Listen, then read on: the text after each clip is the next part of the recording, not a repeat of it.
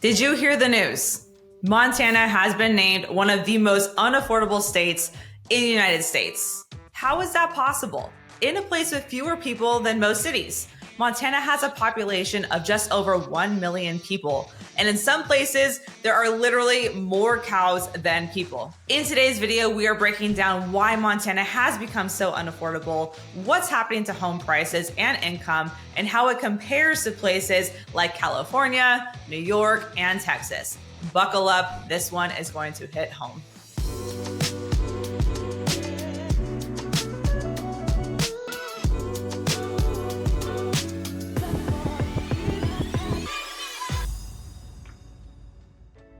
I'm Lindsay Iskerka, a local real estate agent here with the Living in Kalispell real estate team. We get calls, texts, and emails from people just like you every single day wondering, what's life really like in Montana? And frankly, is it still affordable? If that's you, reach out to us. All of our contact information is below, including a preferred lender that we work with that can help you decide if Montana is affordable for you or not. So what defines affordability? When we're talking about this definition of affordability, we're comparing home prices to local income. One common way to measure this is the price to income ratio. The higher the number, the more out of reach homes are.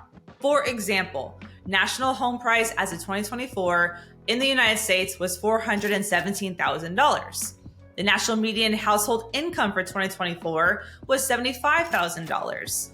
The U.S. price to income ratio, therefore, is 5.6. Now let's talk about Montana. In 2024, the Montana median home price was $495,000. Montana median household income, $66,000. Montana's price to income ratio, therefore, is 7.5. That means Montanans need to make 7 times their annual income on average just to buy a median priced home, putting us among the worst in the nation. So how did we get here? Number one was pandemic migration. During COVID, thousands of remote workers fled cities and discovered Montana. Places like Bozeman, Whitefish, and Kalispell saw bidding wars, cash offers, prices skyrocketing, and many of these are remote workers. They didn't necessarily have a job in Montana when they moved here. They brought their business with them, they work remotely, or they travel back and forth to work.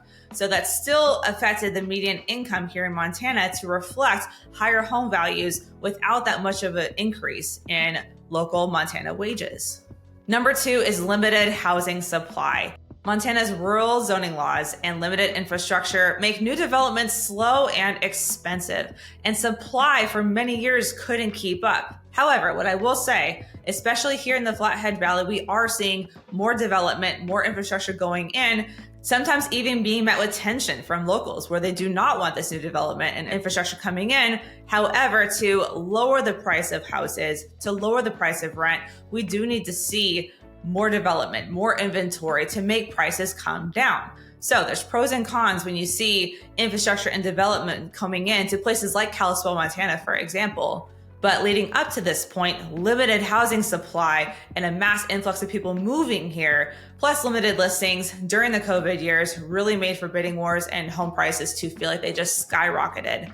And unfortunately, a lot of people who were born and raised in Montana feel like they can't even live here anymore. They can't afford to live here. And it's pushed local Montanans, born and raised, sometimes out of the areas that they grew up in.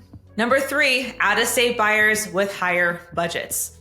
A lot of buyers in Montana did come from places like San Francisco, LA, Seattle, Portland, New York, and beyond, and they brought their real estate equity with them, putting people who were born and raised in Montana trying to buy the local inventory out of the competition. The fourth factor is investors and short-term rentals, or Airbnbs, as you might be familiar with. Tourist towns like Whitefish and Big Sky have seen homes snapped up for Airbnb use, pulling inventory off the long-term market, or even for people who live here that would just want a house to live in. A lot of out-of-state buyers and investors bought second homes and vacation rentals in popular cities in Montana to then short-term rental them. So that's a quick overview on how we got here. Now let's compare the median home price across different regions of Montana versus the United States. So US overall in 2024, median home price was $417,000. Montana, statewide, the median home price for 2024 was $495,000. Now to break down specific Montana cities. Bozeman, Montana, in 2024 had a median home price of over $800,000. Whitefish, Montana, in 2024 had a median home price of $1,050,000. Kalispell, Montana, the hub and heart of the Flathead Valley, saw a median home price of $525,000. Columbia Falls, $465,000 in 2024. Missoula, where we have University of Montana, saw a median home price of $530,000. Helena, Montana, the state capital, saw a median home price in 2024 of $435,000. And last but not least, Billings, Montana, saw a median home price in 2024 of $375,000. So you can see that the median home prices range quite a bit. In some areas like Whitefish and Bozeman, homes cost over 12 times the average income. That's more expensive than cities in Texas, Florida, and even parts of California. Now keep in mind that a lot of these cities have massive estates that have gone on the market. We're talking 20 million and beyond for lots of acreage, these massive ranches. So that definitely does skew the home price, the median home price, I should say, for a lot of these cities. However, in general, that's not enough to make sure the median home price still matches what the average working Montanan can afford today. So now let's look at income in Montana versus the United States. The US median household income for 2024 was $75,000. Montana median household income, however, was $66,000.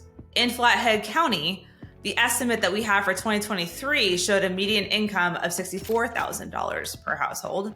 Gallatin County, where you can find Bozeman, Montana, for example, is $71,000. The job market in Bozeman, Montana has been picking up because of all the tech that had been moving in to the area. So that definitely is pushing the median household income higher than other parts of Montana because of that influx of high-paying jobs. Missoula County, next to University of Montana, saw an average median household income of $63,000 in 2024. In Lincoln County, which is more rural, you're going to find a median income of $53,000. So in general, all of these areas in Montana that I mentioned are below the US median household income of $75,000. Yet the median home price for a home in anywhere in Montana is above the national average. So that is making us one of the most unaffordable, some even say the most unaffordable state in all of the United States. And one last note on the income here in Montana is that even in more prosperous areas, income still hasn't kept up with skyrocketing home prices. So locals are priced out, and younger generations of Montanans, Gen Z and millennials who are trying to get their roots planted where they were born and raised, unfortunately can't afford to stay. So housing isn't the only cost to consider when you think about the cost of living. So let's look at some other categories as well. In everyday items like groceries, utilities, transportation, and insurance, Montana is at or above the national average for the cost of living for those items. Healthcare is just slightly below average. Transportation is a little bit above average because of the longer distance that you're typically going to travel when you live in Montana. The commutes are longer. The state is a lot more spread out. So if you work in a city like Kalispell or Bozeman or Missoula, you very likely may live in one of the outskirts, requiring a longer commute. And that can be more expensive when it comes to gas. Montana does have a state income tax, but that is lower than the national average. And we have no state sales tax, however. So the taxes overall for Montana are lower than the national average across the United States. Property taxes are also low, so you're going to notice that you pay a lot less in property taxes than you would in other states like California or Texas, for example. So if we put housing aside and look at the overall cost of living index for Montana compared to some other states, California, for example, has an overall cost of living index of 138. New York, 125. Washington, 117. Texas has an overall cost of living index of 92. Montana has a variance, but the range is between 103 to 107. It's going to vary by county. So while Montana is still cheaper than states like California or New York in some categories like taxes and utilities, the housing cost alone pushes the overall affordability out of reach for many locals. Now, the effects of this are definitely being felt on the local level. Locals are being forced out of their hometowns. Teachers, nurses, public workers are commuting longer and longer distances just to afford to live and work in Montana. And young families can't buy in the towns that they grew up in. Even longtime renters are being displaced as homes are sold or converted to vacation rentals, or the cost of rent continues to increase to the point where they can't afford that rent anymore. However, some cities and counties are recognizing this and are trying to fight back. Whitefish, Montana, for example, is putting restrictions on short-term rentals. And also in Montana, short-term rentals and vacation homes are going to be taxed higher than primary residences. This is just signed into law, and Montanans were all notified of this just recently.